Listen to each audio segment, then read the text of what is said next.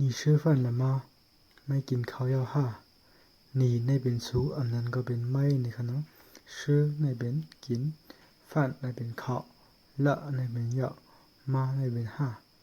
你吃饭了吗ไม่กินข้าวยังฮะ我还没有吃เกาอ่ำไปไล่กิน我ในเป็นเกาอันนั้นก็เป็นเฮานะคะเนาะ还没有ในอ่ำไปไล่กันเนาะชื่อในกิน我还没有吃เกาอ่ำไปไล่กิน今天有什么菜มื้อไหนมีผักอีสัง今天ในเป็นมื้อไหน有ในเป็นมี什么ในเป็นอีสัง菜ในเป็นผัก今天有什么菜มื้อไหนมีผักอีสัง有猪肉有ในเป็นมี猪肉ในเป็นเนื้อหมู有猪肉มีเนื้อหมู你喜欢吃什么ไม่จะกินอีสัง你ในเป็นสูอันนั้นก็เป็นไม่喜欢ในเป็นจึก吃ในเป็นกิน什么ในเป็นอีสังนะครับเนาะ你喜欢吃什么ไม่จะกินอีสัง我喜欢吃鸡肉ก็จะกินเนื้อไก่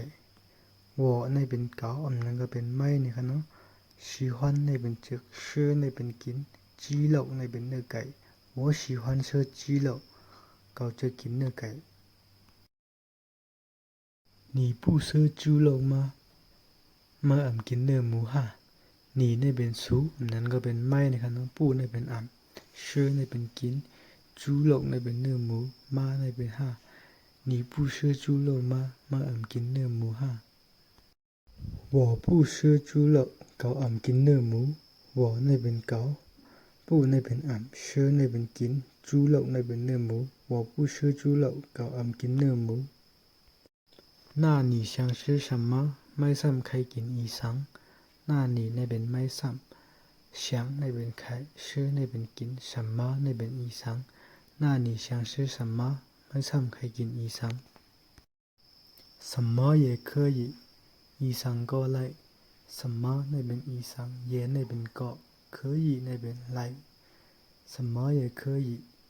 อีสังก็ไล่你吃鸡蛋吗ไม่กินไข่ไก่อยู่ฮะ你吃鸡蛋吗你ในเป็นไม่ชื่อในเป็นกิน鸡蛋ในเป็นไข่ไก่มาในเป็นห้า你吃鸡蛋吗ไม่กินไข่ไก่อยู่ฮะ我喜欢吃ก็จะกินอยู่我ในเป็นเกา喜欢ในเป็นจึกชื่อในเป็นกิน我喜欢吃ก็จะกินอยู่好吃吗กินหวานอยู่ฮะเฮาในปฏิเป่ามันตัวเดียวมันเดียวว่าลีนะคะเนาะเพื่อเข้ามาว่าจอมตั้งกินในเฮาได้เลยว่าหวานนะคะเนาะเฮาชื่อมากินหวานอยู่ห้าเฮาในเป็นหวานชื่อในเป็นกินมาในเป็นห้าเฮาชื่อมากินหวานอยู่ห้าหึงเฮาชื่อกินหวานนะหึงเฮาชื่อกินหวานนะหึงในเป็นหนานะคะเนาะเฮาในเป็นลีชื่อในเป็นกินหึงเฮาชื่อ